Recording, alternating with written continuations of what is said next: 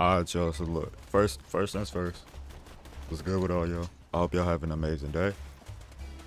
Let me get straight to this message. I don't want to take up too much of y'all time. You feel me? Y'all probably busy, got other things to do. I want to respect that. So boom. Now, to start this video, bro, the way I came across this topic is actually crazy. Because I was on Instagram. Now, I deleted Instagram a while ago, probably like a month ago. But I recently installed it again, right? Because I was catching myself scrolling on there a lot. And I didn't know how to limit myself. So I was like, man, I got to get rid of this. But I recently got it back because I realized I haven't really been scrolling on nothing. So I was like, okay, I trust myself to install it again.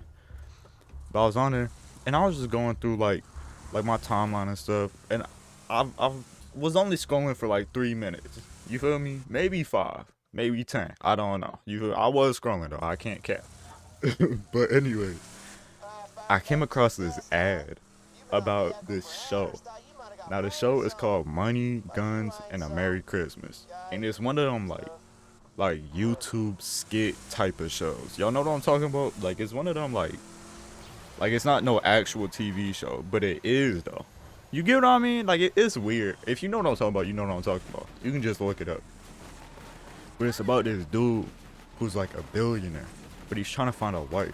Also, spoiler warning, because I might spoil it, I might not, I don't know. So if you want to look it up, it looks interesting, y'all want to watch it, go do it right now. You feel me? You can come back to this video or not. It's up to you. It don't matter. But go watch if you want to watch it. If y'all don't care though, hey, we here with it. I should have killed your fat ass when I had the chance! Sorry, what was that? You gotta speak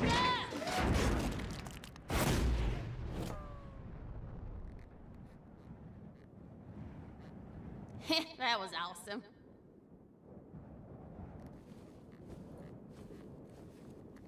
Oh, howdy! I didn't see you there. Name's Ellie. My brother Scooter told me you was coming. Don't get many visitors around here, especially not one so cute. Trying to rescue your pal Roland from the dam, huh? I bet you could fool those bloodshots if you drove up in one of their custom trucks. I got one right over yonder that I crushed with the driver still inside. My bad. Well, I got a vanilla technical in the shop and most of the parts we need. Just gotta doll it up with some more of the bandits' trimmings. Spikes, blood, skulls, that kind of thing. You could probably scavenge that stuff from the bandit patrols around here. So anyways, so it's about this dude who's like this billionaire, but he's looking for a girl who don't want him for his money, his materialistic value. He want a girl who messes with him for him. So he gets to talking to this girl, and he's looking for his wife, or he's looking to find a wife, but she immediately is asking him about like how much money he makes. And he's like, oh, I'm in sales, I make about 50 to 60. And she cut him off. She's like, 50 to 60,000? Man, I can't date you. You broke. You feel me? Now, I ain't gonna lie. I thought that was crazy. Like, 50 to 60 bands is broke? But hey, I guess that's how some people see it. I can't judge. But anyways. So he was like, he just stood silent. And then she walked out on him. There was at like this little dinner. This nice little restaurant. Then this other girl comes by who was overhearing like, the way he was getting treated. And she sat down with him. And she was like, hey, I know like you don't know me and stuff, but my family business is struggling. And they're trying to get me to marry some rich dude in order to, help out the business. And he was like, well, what makes you think I'm rich? And she was like, no, I don't care if you're rich or not. I just want to marry someone so that way they can stop telling me to marry this dude and they can get off my back. So it's like a contract marriage, right? At least that's how they described it in the show. And he was like, okay, I'll do that, right? So then they started talking or whatever. And then boom, he has to go meet her family. So he goes and he meets her family, and they're just sitting there the entire time dogging this dude. Like, I mean, bro, they talking to this dude crazy.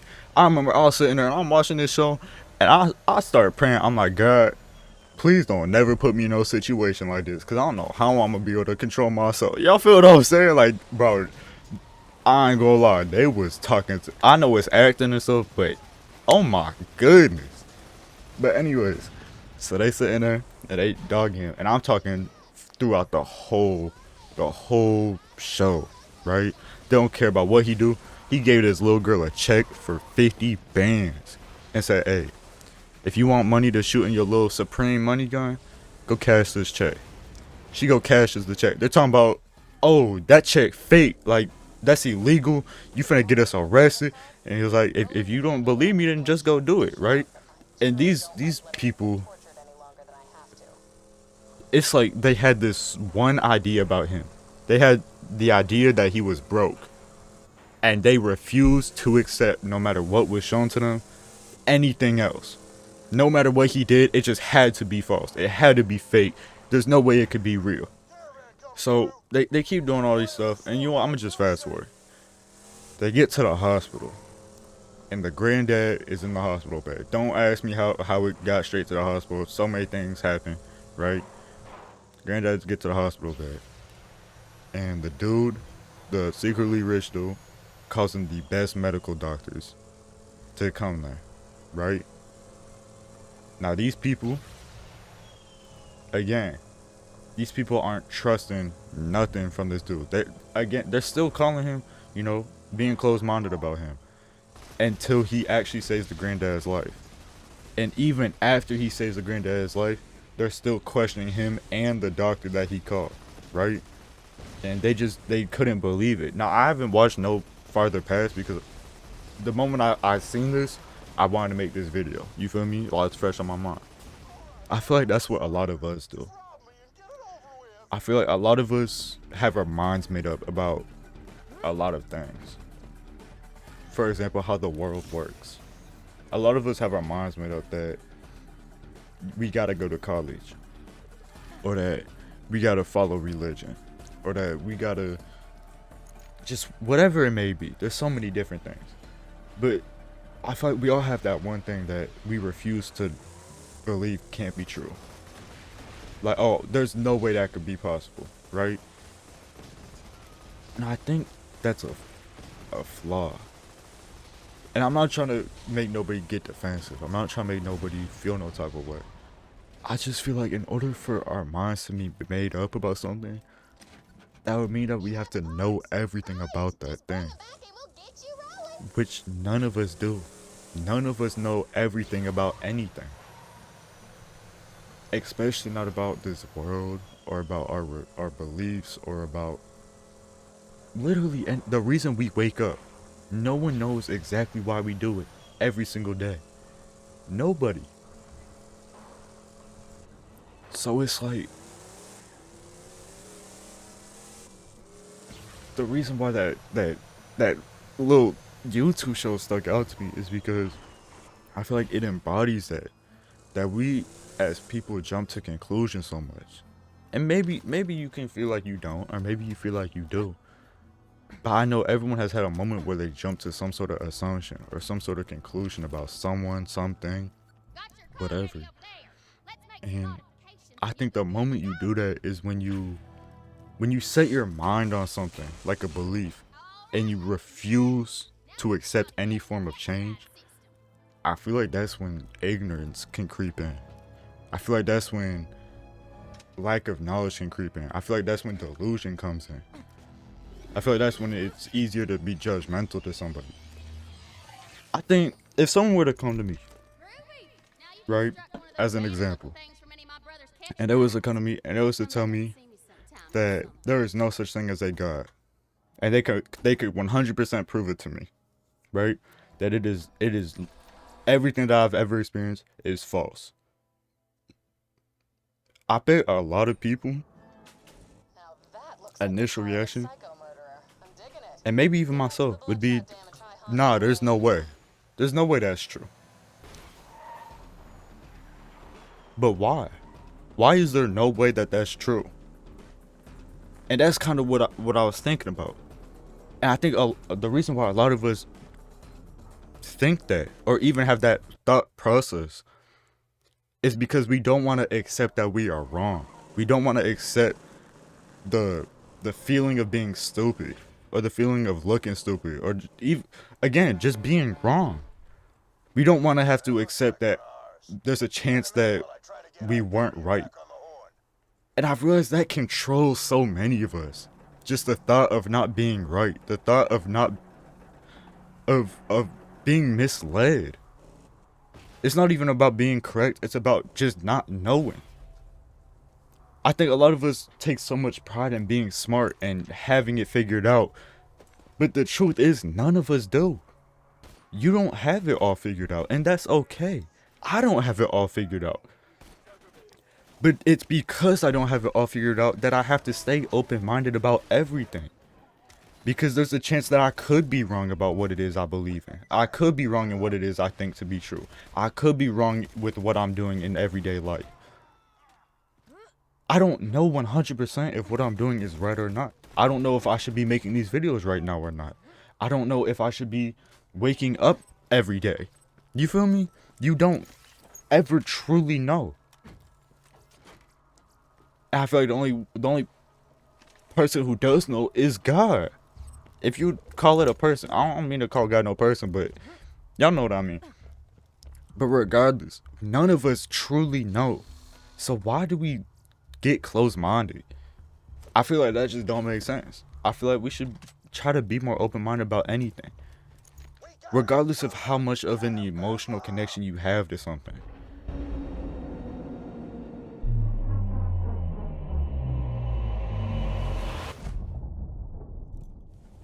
Who the fuck?